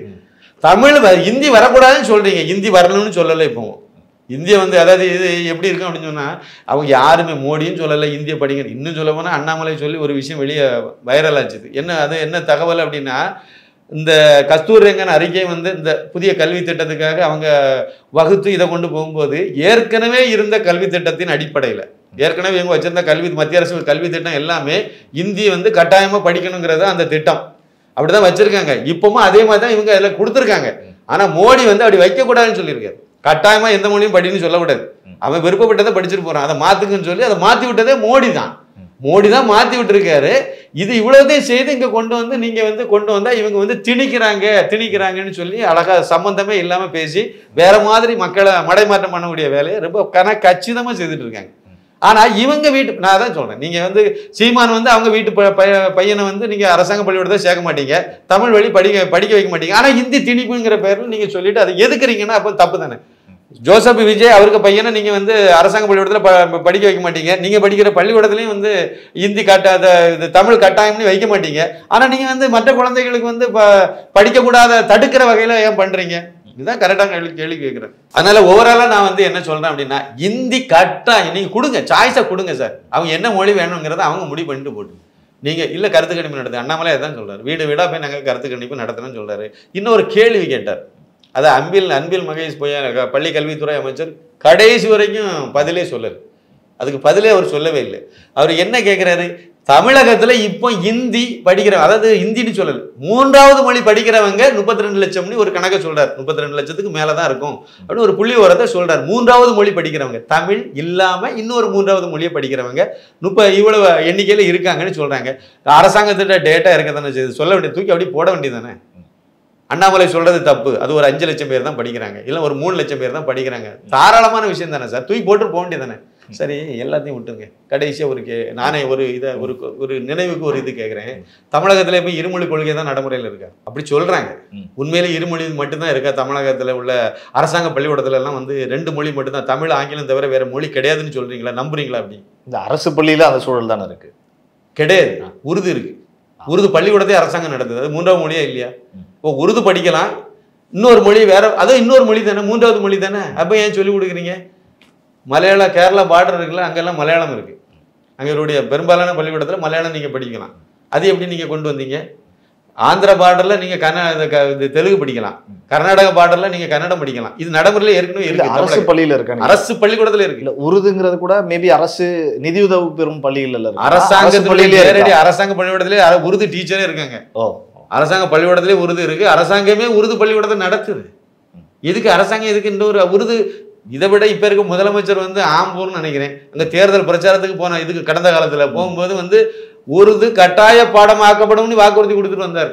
இப்ப கூட அந்த தினமணியில வந்த பேப்பர் கட்டிங் இன்னமும் சுத்திட்டு தான் இருக்கு. உருது கட்டாய மொழி கட்டாய பாடம் ஆக்கப்படும்னு சொல்லி இவரே வாக்குறுதி கொடுத்துட்டு வந்தார். ஆக்கல இன்னும், ஆனா ஆக்கப்படும்னு இவர் சொன்னார். நான் என்ன சொல்றேன்னா மொழி இன்னொரு மொழி வந்து தமிழகத்துல 2 மொழின்னா நீங்க அப்படியே பண்ணுங்க சார், நேர தமிழகத்துல அப்படி சீல் பண்ணிருங்க. தமிழகத்துக்குள்ள என்ன பள்ளிக்கூடம் இருந்தாலும் சரி அதுல 2 மொழி தான் இருக்கணும்.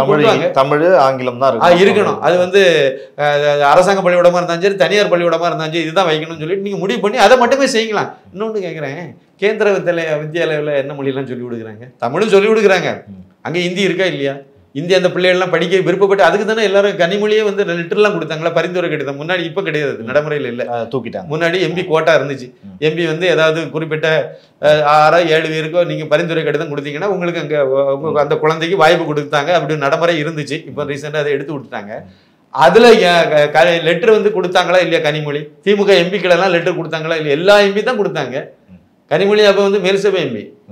அப்ப அவங்களும் கொடுத்தாங்க, தயாநிதி மாறனும் கொடுத்தாங்க, எல்லாரும் கொடுத்தீங்கல்ல. எது கொடுத்தீங்க? அது இந்தி பள்ளிக்கூடமாச்சு, அதுக்கு ஏன் கொடுத்தீங்க நீங்க? சரி, இந்தி பள்ளிக்கூடத்துல வந்து நீங்க இந்தி வேண்டான்னு சொல்றீங்க, அதனால நாங்க வந்து நவோதய பள்ளிகளுக்கு அனுமதி கிடையாது. இந்தியா முழுக்க இருக்கு நவோதய பள்ளிக்கூடம். இந்தியா முழுக்க ஒவ்வொரு மாவட்டத்திலையும் ஒவ்வொரு பள்ளிக்கூடம் இருக்கு. அதுலயும் இப்ப மோடி ஆட்சி வந்த பிறகு பின்தங்கிய மாவட்டங்களில் 2 பள்ளிக்கூடம்லாம் கொடுத்துருக்காங்க. ரொம்ப அற்புதமான கல்வி அது. இப்போ நீட்டில் அதே மாதிரி இந்த யூபிஎஸ் எழுதக்கூடிய, அதாவது போட்டித் தேர்வுகளில் வந்து அதிகமாக ஜொலிக்கிற மாணவ செல்வங்களே அங்கேருந்து வரக்கூடியவங்களா இருப்பாங்க. மத்திய அரசு கல்வி திட்டம் தான், மத்திய அரசு பள்ளிக்கூடம் தான், நவோதயா பள்ளிகள். தமிழ்நாட்டில் மட்டும் ஏன் அதை முடக்கி வச்சிருக்கீங்க?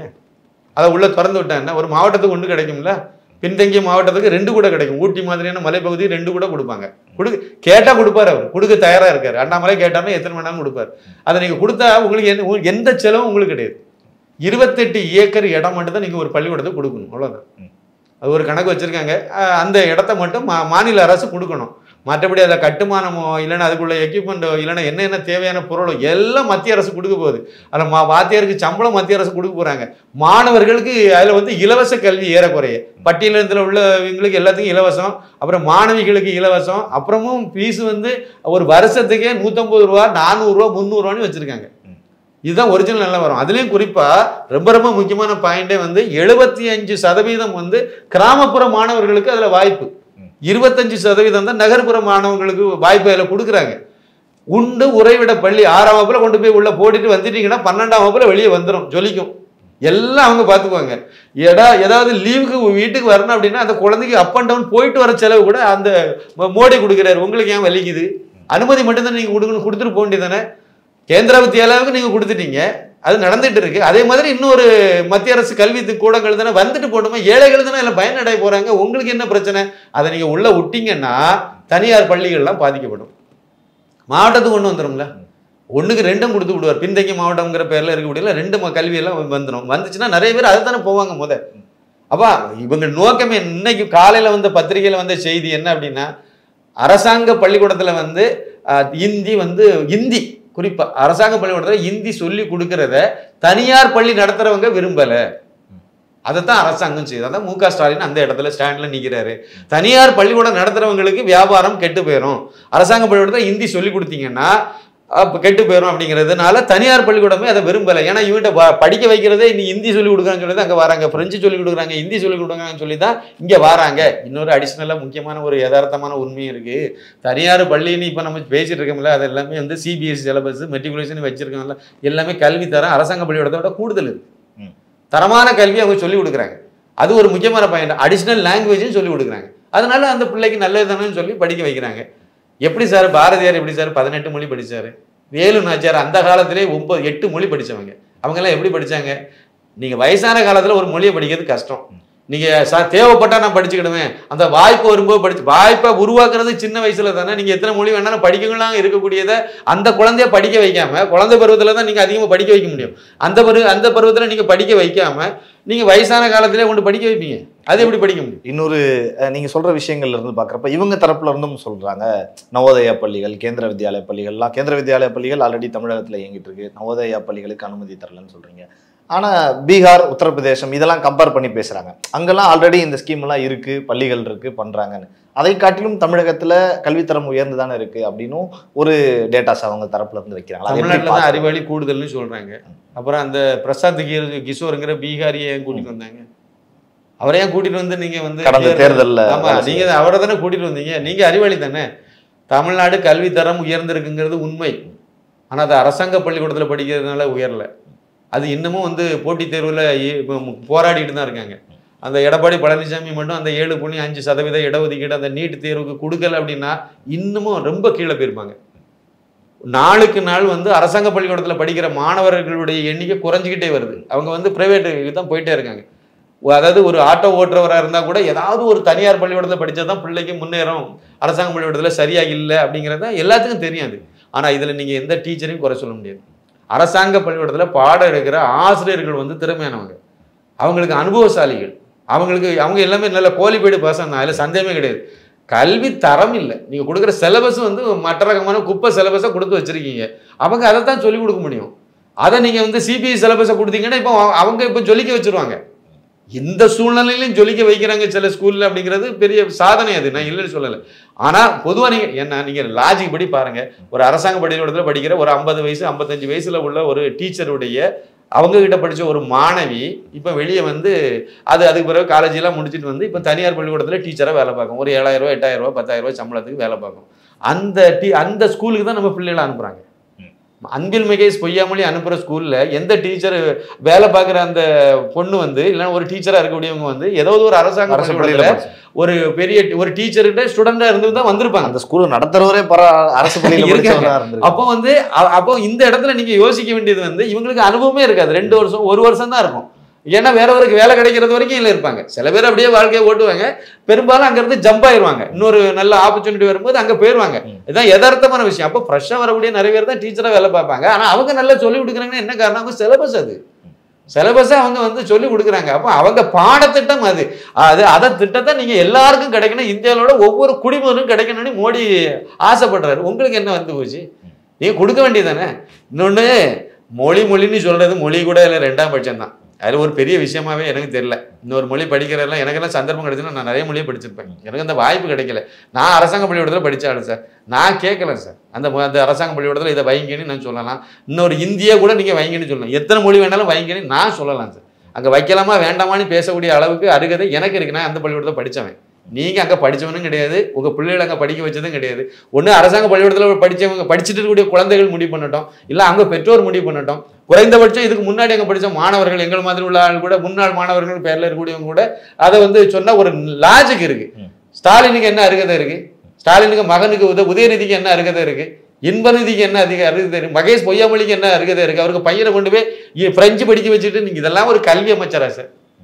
நீங்கள் மத்திய அரசு கல்வி திட்டத்தை திறந்து விடுங்க. தமிழக அரசு பள்ளிக்கூடத்துக்கு மோடி கல்வி திட்டம் அப்படி சொல்லுவோம், ஒன்று திறந்து விடுங்க. அன்பில் மகேஷ் பொய்யாமொழி அவங்க பிள்ளையை கொண்டு போய் அரசாங்க பள்ளிக்கூடத்தை சேர்த்துருவார். நாங்கள் எல்லாம் ஒரே கல்வி, அவ்வளோதான். அங்கேயும் தான் இங்கேயும் தான். நான் இதுக்கு ப்ரீகேஜிக்கு வந்து 2 லட்சம் ரூபா ஃபீஸ் கட்டி கொண்டு சேர்க்கணும்? லாஜிக்கு சரிதாங்க சார். நான் எனக்கு வாய்ப்பு இல்லை, மறுக்கப்பட்டதுனால தான் நாங்கள் போகிறேன். எனக்கு அந்த வாய்ப்பு இங்கே கொடுங்க, நாங்கள் வந்துடுவோம். இவங்க சொல்கிற மாதிரி கல்வி தரம் உயர்ந்திருக்கு, அது உயர்ந்திருக்குன்னு சொல்றதெல்லாம் அமெரிக்காவில் போய் படிக்க நான் வேலை பார்க்குறேன் அதெல்லாம் பண்ணுறதெல்லாம் உண்மைதான். அரசாங்க பள்ளிக்கூடத்தில் படித்தவன் ரொம்ப எண்ணிக்கையில் கம்மியாக தான் இருக்கான். தனியார் பள்ளிக்கூடத்தில் படித்தவன் தான் சொல்லிக்கிறான். அதனால அதில் இவங்க பங்கு கிடையாது. அப்படி இருந்திருந்தா இவங்க வீட்டு பிள்ளைகளை ஏன் அங்கே கொண்டு சேர்க்கல? அந்த சூழல் தான் இப்போ. இந்த புதிய கல்விக் கொள்கை நீங்க சொல்ற பல விஷயங்கள்ல இருந்து திமுக ஏன் எதிர்க்குது, அதுக்கு பின்னாடி இருக்கக்கூடிய அரசியல் வியாபாரம் தான், வேற என்ன. இவங்களை மது விலக்க கொண்டு வர சொல்லுங்க, கொண்டு வர மாட்டாங்க. திமுக காரன் தானே அவ்வளவு இருந்தானே சாராய ஆலையை கனிமொழி நடத்திட்டு இருக்காங்க சார். திரு ஆரூரான் சர்க்கரை ஆலையை வாங்கி டிஆர் பால் கூட சேர்ந்து அந்த ஆலையை வாங்கி சாராய ஆலையை நடத்திட்டு இருக்காங்க. எப்படி இவங்க வந்து சாராய ஆலயம் இந்த சாராயத்தை மது விலக்க அமல்படுத்துவாங்க? தமிழ்நாட்டில் இருக்கக்கூடிய மிடாஸ்ன்னு ஒரு இதை தவிர பாக்கி எல்லா சாராய 18 இது இருக்கு. ஒவ்வொன்றுக்கும் நிறைய பிரான்ச் வேற. டிஆர் பாலு டாப்ல இருக்காரு. அதில் தமிழகத்தில் தமிழச்சிகளை வந்து தாலி அறுக்கக்கூடிய செயலை செய்யக்கூடியதுல டிஆர் பாலு நம்பர் 1ல இருக்கார். அவர் தான் அதிகமான சாராய ஆலையை நடத்திட்டு இருக்கார். வெக்கமே இல்லாமல் பையன் வந்து தொழில்துறை அமைச்சர். கேவலமா இல்லையா அதெல்லாம்? அவ்வளவா எல்லாமே எல்லா தமிழர்கள் பாருங்க, இல்லை கிராமப்புறங்கள்லாம் போய் பாருங்க, மது இல்லாத வீடே கிடையாது சார். ஒரு 80களில் நீங்கள் பார்த்தீங்கன்னா ஊரில் எங்கள் அப்பா மாதிரி 1-2 பேர் தான் குடிகாரனாக இருந்திருப்பாங்க. 1-2 பேர் தான் குடிக்கிற பழக்கம் உள்ளவங்களாக இருந்திருப்பாங்க. அந்த குடிகாரனா அப்படின்னு சொன்னால் ஒரு மரியாதை இருக்கு. குடிகாரனா பீடி ஒரு வரன் பார்க்குறாங்கன்னா இப்படி தான் சார் பார்ப்பாங்க ஊரில். அப்படி தான் இருந்துச்சு கிராமத்தில். அதாவது அந்த பையன் வந்து பீடி சிகரெட்டு குடிப்பானா, கள்ளி சாராயம் குடிப்பானா, அந்த வார்த்தையை பயன்படுத்துவாங்க. அவள் குடிக்காதவனாக இருந்தால் பாருன்னு சொல்லுவாங்க. இது எப்போ 80களில் 80-90 வரைக்கும் இந்த லெவலில் தான் இருந்துச்சு. இன்றைக்கி எப்படி சார் இருக்குது? ஏதாவது ஒரு ஊரில் மது பழக்கம் இல்லைன்னு சொல்லிட்டு உதயநிதி ஸ்டாலின்னு சொல்லுங்க, நான் விட்டுட்டேன்னு சொல்லுங்க பார்ப்போம். அன்பில் மகேஷ் பொய்யாமொழி நான் மது பழக்கம் எனக்கு கிடையாதுங்க, இல்லைன்னா இருந்துச்சு நான் இப்போ விட்டுட்டேன், இன்னையிலேருந்து நான் விட்டுட்டேன்னு இன்றைக்கி அறிவிக்க சொல்லுங்க. செத்து போயிடுவாங்க சார். இவங்க அந்த லெவலில் இருக்காங்க. ஏன் நம்ம இவரை புதுசாக கட்சி தொடங்கியிருக்காருல ஜோசப் விஜய், அவரை சொல்லுங்க. ஏன்னா மது பழக்கம் நான் மது எனக்கு சிகரெட் எதுவுமே கிடையாதுன்னு சொல்லுங்க. இல்லை நம்ம வந்து சீமானை சொல்லுங்க.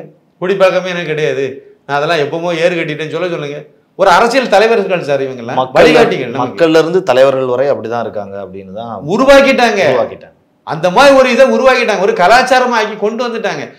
குடிகாரம் இல்லை, குடிக்கிற பழக்கம் உள்ளவன் எனக்கு வேண்டான்னு சொல்லி ஒரு பொண்ணு சொல்லுதுன்னா மாப்பிளையே கிடைக்க மாட்டாங்க. இன்னைக்கு உள்ள சூழ்நிலை அது. அப்படி மாத்திட்டாங்க, கொண்டு போயிட்டாங்க. காமராஜர் காலத்துல அப்படி இருந்ததெல்லாம் இப்ப ஒண்ணும் இல்லாம ஆக்கி வந்து எங்கேயோ கொண்டு போய் சேர்த்துட்டாங்க. அந்த அளவு மோசமா கொண்டு போறாங்க. திமுக காரங்கெல்லாம் வந்து மதுபான ஆலயம் நடத்தி விட்டு அவங்க எப்படி வந்து மதுவை ஒழிப்பாங்க? ஆட்சிக்கு வர்றதுக்காக அப்படி சொல்லுவாங்க, அவ்வளவுதான், ஏமாத்துவாங்க, சொல்லிட்டு வந்துட்டாங்க. மக்கள் விழிப்புணர்வு பெறுறாங்க சார், அதை நம்ம ஒத்துக்கணும். முன்னாடி மாதிரி இல்லை, நீங்கள் சொல்கிறதெல்லாம் நாங்கள் நம்புகிறோம் அப்படிங்கிறதுக்கெல்லாம் அப்படியெல்லாம் இல்லை. நேற்றைக்கு வந்து 2 விஷயம் நான் பார்த்தேன். ஒன்று வந்து இந்த போராட்டம் சம்மந்தப்பட்ட விஷயம், அன்பில் மகேஷ் பொய்யாமொழி வந்து பேசுனதை வந்து ஒரு யூடியூப் சேனலில் இதில் போட்டு ட்விட்டரில் ஒரு வீடியோ பார்த்தேன். அந்த வீடியோவை பார்த்ததை விட வீடியோ கீழே கமெண்ட்ஸை போய் பார்த்தேன், சும்மா படித்து பார்த்தேன். கமெண்ட்ஸில் என்ன சொல்லு, அவ்வளோ பேரும் காரி துப்புறான். மக்களும் அதுக்கான விமர்சனங்களை வந்து அதில் வைக்கிறத நம்மளால பார்க்க முடியுது. இருந்தாலும் வந்து நீங்கள் பெரும்பான்மை கருத்து என்ன வருதுன்னு பார்க்கலாமே. 100 பேர் கருத்து சொல்றான்னா 98 பேர் காரி துப்புறான். அன்பில் மகேஷ் பொய்யாமொழியே, உன் பையன் எங்க படிக்கிறான்னு முதல் சொல்லியான்னு கேட்கிறேன். கீழே உன் பையன் எங்க அதானே கேட்டாரு, சொல்லு, டேட்டா கேட்டாரு, நீ வெளியிடு. எத்தனை ஸ்கூல்ல எத்தனை குழந்தைகள் வந்து 3வது மொழி படிக்குதுன்னு சொல்லு. அடுத்து கேட்கிறேன், நீ வந்து அவர் ஹிந்தி படிக்க சொல்லி அவர் எங்க சொன்னாரு? 3வது மொழின்னு தானே சொன்னார், நீ அதை திருப்பி சொல்ற, மாத்தி சொல்றான்னு கேட்கிறான் கீழே. அப்ப நம்மளை விட அவங்க அறிவாளியா தானே இருக்கிறான். இவங்களை விட, ஆட்சியாளர்களை விட, அதிகாரத்தில் அமைச்சர்களை விட மக்கள் தெளிவாக தானே இருக்காங்க. இது என்ன சினிமா பார்க்கும்போது இந்த சீன் வந்து இந்த இங்கிலீஷ் படத்துல இருந்து கட் பண்ணி வச்சிருக்குது, அதுல இருந்து எடுத்தேன்னு சொல்லுவாங்கல்ல ரசிகர்கள், டைரக்டரை காட்டி இப்போ ரசிகர்கள் சொல்லுவாங்கல்ல, அந்த அளவு நாலேஜ் இருக்கு, நல்ல விஷயம் தானே, அதனால தப்ப முடியாது. இவங்க எல்லாம் வந்து மாட்டிக்குவாங்க சார். கண்டிப்பா 2026 தேர்தல் கண்டிப்பா திமுகவுக்கு சங்கு ஊதும். பல விஷயங்கள் எங்களோட ஜாம்பவான் அரங்கில் இணைஞ்சு இந்த புதிய மும்மொழி கொள்கை அப்படின்னு சொல்லி திமுக ஒரு பக்கம் போராடிக்கிட்டு இருக்கு. அப்போ அது பின்னாடி இருக்கிற அரசியல் குறித்து நிறைய தகவல்களை எங்களுக்காக பகிர்ந்து கொண்டீர்கள். உங்களுக்கு ஜாம்பவான் நேயர்கள் சார்பாகவும் இந்த பிரபாகரன் சார்பாகவும் மனமார்ந்த நன்றிகள். நன்றி, வணக்கம்.